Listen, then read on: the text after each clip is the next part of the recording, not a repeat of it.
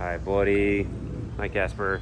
So today, guys, we're going to talk about alligator senses, all right? And so they have the normal 5 senses that we do, and then they do not have any extra ones, okay? I know you guys thought I was going to say they do. They don't. But they do have really fine-tuned senses. So if we were to break this down and go through each one of them, let's start out with my favorite one that they have that I think is surprisingly amazing. Casper, come. Come. Come. You guys notice like how quiet I'm talking and how he's responding? Casper, come. Their hearing. That's one of my favorite things to talk about with alligators is their sense of hearing is so amazingly fine-tuned. I mean, I talk in a whisper and he hears me from like across the pond and he comes cruising right over. I mean, their sense of hearing is absolutely amazing and it's just coming from this. That's his ear. That little tiny opening right there behind the eye, that's the ear right there. And so they can actually move this whole piece right here. Like, oh, he's gonna try to bite me. But yeah, so this whole little piece right here actually moves. And so they can open up their ear. Now, I mean, their hearing is better than a person's. And I mean, we've got these big old satellite dishes on the side of our head. He's got like next to nothing, this little tiny opening, and he's able to hear better than you can with just that little tiny opening of an ear. Absolutely amazing. And then when they sink underneath the water, they can close that ear off. And they can still hear underwater somewhat, not very well, but they can still hear underwater somewhat. So to me, that's my favorite sense of theirs that I am always very surprised about, is just how good their hearing is.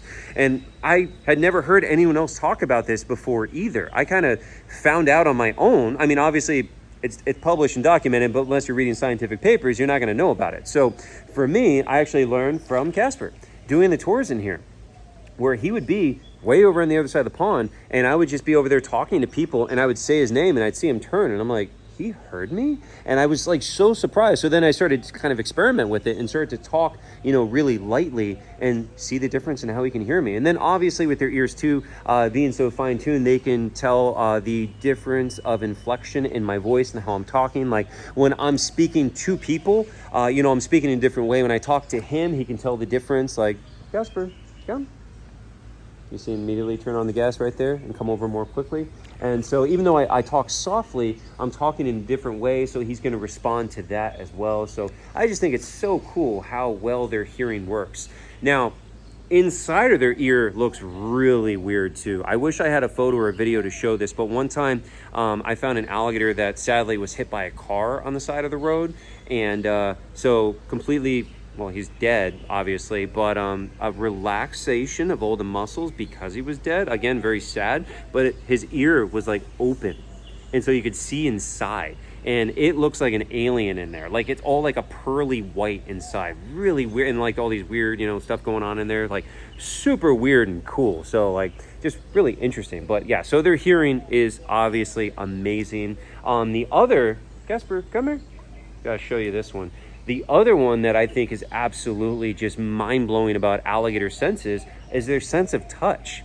Now, people always ask, because they're so heavily armored, can he feel it when I touch him on the back? Yes, he can. And he can feel it on the sides. Even though on the back they have those solid bone osteoderms, his body armor back there, he can still feel when I'm touching those. Come here. But what's really, really amazing about the sense of touch is what's going on the face. These little black dots right here. These are called integumentary sensory organs, okay? All these little tiny black dots along his face right there. So ISOs for short, or some people call them a dome pressure sensor. So these little ISOs right there, there's actually a study that showed them to be 10 times as sensitive as the human fingertip. 10 times. Like imagine how sensitive your finger is. You go to touch something, you feel it. 10 times the sensitivity level on the face with those little tiny ISOs. And so he's going to use those to be able to hunt in murky water and feel around in the water. Because you have to imagine, most of the water out in the wild doesn't look like this. It's not like, unless they're living in a spring, it's usually brown, tannic, murky water. They can't see anything. And so their main methodology for hunting fish in that sort of setting is they're going to crack their mouth open like this and they move very slowly and literally this speed. And they do this sweeping motion back and forth until they bump into something or until they feel movement of a fish in the water. And they go from this slow motion to whack. and then they go to nail it at full speed. And so that's one of their main hunting strategies, is utilizing those ISOs and feeling around for the actual fish or for movement in the water. And he does it with me all the time. It's super creepy. He'll sink down on the bottom and sit on the bottom, and then if I go to make any kind of movement, they go full tactile when they're under the water. It makes it a lot more dangerous for me, actually, because even when it's him and he's so chill and he's not like trying to attack me, he'll often close his eyes underwater and then just go full tactile and go off that sense of touch. And then if you move in the water, he goes out and swings at it, because I guess he thinks it's a fish or whatever, but it makes it much more dangerous for me as a handler. So got to be really, really careful with that. Casper, come here. Come back. It's not a fun video if you're not in it. Come here, buddy. But yeah, so that sense of touch, especially with the face, is really amazing. Now with alligators, they only have those ISOs along the face. On crocodiles, they have them across the entire body. Now, why don't alligators have them across the entire body? Like, what caused that difference? That I don't know. And as far as I know, nobody actually knows why there's that difference in the ISO placement across them. Come here, buddy. Come. Now, going to his other senses, talking about the sense of smell. So they have a great, there's a stick on your face. They have a great sense of smell as well. And that's something I have personally noticed, where like, I give them the alligator biscuits, the gator chow biscuits, and they don't have that strong of a scent. Like if it's right here, you can't smell it. You hold it to your nose, you can smell it. But if it's just a couple feet away, you can't smell it as a human. I can't. But I'll put one on the table up there, and I'll have an alligator. You know, he's not the only alligator in here some of the time. Right now he is, but we've had up to 15 alligators in the pond at once when I'm running tours and I'm swimming around in here with 15 gators at once. And those are wild alligators. Like I don't train them. They're untrained alligators, right? So they're wild gators that are in here. And I've had those wild gators that really fixate a lot more on their sense, on the sense of smell, their scent sense. Yeah, messing up my words there. But either way, they're wild, you know? So like with him, he's coming over because of the training. These gators are coming over because they smell the gator chow biscuit. So I've seen a gator from that side of the pond come all the way over and orient himself directly where the biscuits are, out of his range of vision. So he's going strictly off his sense of smell. And because it's not a trained animal, he has no prior knowledge of the biscuits, and he doesn't know where I put them. He doesn't know that I even have them. So that's what makes that extra cool. That's why I made that distinction of being a wild animal, because with him, he knows what those are. He knows I have them. He knows where I put them. So he's going to orient to where they are because he knows from previous encounters with them. But for a completely wild alligator in here to come from that side all the way over there for something that you can't even pick up with your nose when it's a couple feet away from your face, that's pretty darn amazing to me. Now, they can also have a sense of smell underwater too. This is pretty cool. So they can, I don't know how this works exactly, but I know that I think what they're doing is bringing the water into the nasal cavity through the nostril, and then that goes across scent receptors, and then they block it from actually going down with their glottis there. That's my understanding through the sinus cavities, you know? I might be wrong there. But that's my understanding. So basically be able to bring the water in and then push it around in there so they can smell stuff underwater. So even when there's, like a dead animal underwater, they'll find it underwater and go track it down. So the next sense that we can talk about is their sense of taste. And based on a lot of the videos you see, you would probably think they don't have a sense of taste, because you'll see them eat dirt, literally eat chicken covered in sand, or just eat the sand and miss the chicken. So, or the fact that they just swallow food so quickly. A lot of people are like, do they even taste the food? Do they even have a sense of taste? Because they just swallow food down so fast, it seems like they don't even taste it, you know? So a lot of these things lead people to believe that they don't have a sense of taste, but they do. They absolutely have a sense of taste, and they have a sense of preference. I've got videos showing different alligators and crocodiles, giving them different kinds of weird food. Like one time I gave a crocodile a whole lobster, and he spit it out. He didn't like the lobster. And then the other crocodile ate the lobster. So they absolutely have a sense of taste, evidenced by that. But one of the cooler stories that I have, one of my more interesting anecdotes about their sense of taste, is we had an alligator one time who had inflammation in his leg. It was like a weird chronic inflammation that would come and go, and we never actually found out what caused it, but we had him on antibiotics to try to fix this and see if that would, try to remedy it. Casper, come here. And so we would take a little antibiotic pill and then stick it inside of a whole chicken quarter. Okay, so that's a small pill, cut a hole, stick it in there, and give it to him. And then he got to the point, somehow, one time, he found the pill. And then he would check every piece of chicken after that and throw it around inside of his mouth until he found the pill and then spit it out. I wouldn't believe it if I didn't see it, okay? And this is an animal that like, they're not doing their hands. It's just with his mouth and just sitting here and juggling this piece of chicken in his mouth until he can find the pill and spit it out. And that's a little tiny pill inside of an entire chicken leg quarter. And he would find it and spit it out. So that was pretty crazy. Again, I wouldn't believe it if I didn't see it myself. That was really unusual. And it happened multiple times. It wasn't like a fluke or something like that. So, Casper, come.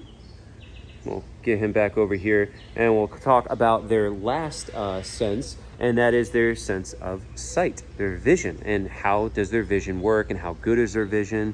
So their sense of vision is a weird one, okay? And this is one I don't fully understand, which I guess you don't really know until like you could see through his mind. I guess you don't really know what's going on in there. But so the reason why I say it's weird is because it seems like they don't have very good vision, because for one, they run into stuff all the time, but that's because of the blind spot, right? So right in the front right there, they can't see anything directly in front of their face. Their eye positioning comes out here and here. So they have actually it's more like here and here. They really have a small blind spot in the front, a small blind spot in the back. That is rather limited. It only goes back so far. So if something's far enough in front of them, they can still see it, okay? So on that note, vision's a little weird right there.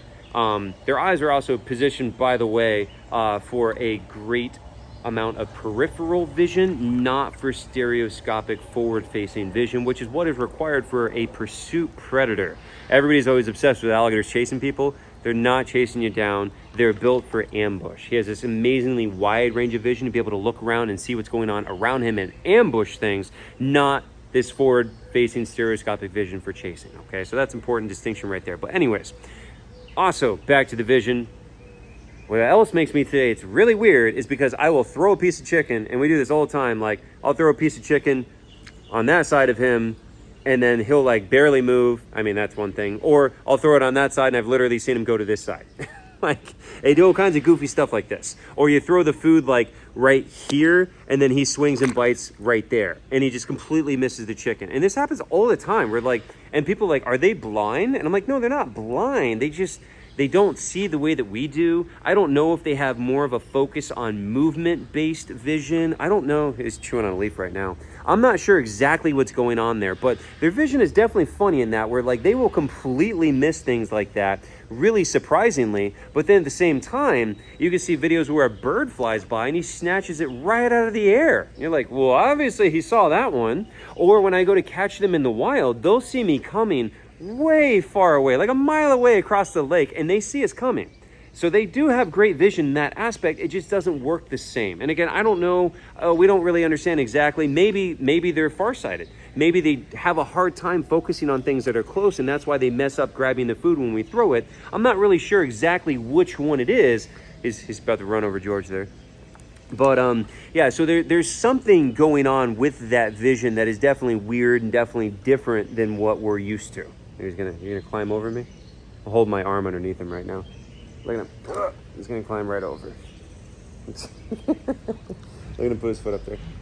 There you go. But yeah, so that covers those. And then I guess we could talk about a sixth sense, if you will, and that is their geospatial ability, being able to know where they are, to read the Earth's magnetic field, and being able to find their way back, their homing ability. And so this is really cool. So like the state of Florida does not allow relocation of nuisance alligators over 4 feet for several reasons, one of which being that they will return back to where they're caught from.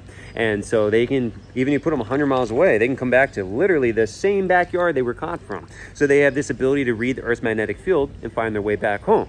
Now, I say that as if it's like this really cool, magical sixth sense, but in reality, almost everything can do that. Most animals can do this. Most animals have a magnetized part of their brain that allows them to read the Earth's magnetic field. Birds can do it, alligators can do it, sea turtles can do it, sharks can do it, even monarch butterflies, whose brain is smaller than a grain of sand, they can do it. They'll navigate from Canada to breeding grounds in Mexico. I went down to Mexico and saw them down there. It's amazing. But they're finding this one stand of trees down there in the mountains in Mexico to go breed. And so most animals can do this. Apparently, humans are one of the few animals that cannot do this.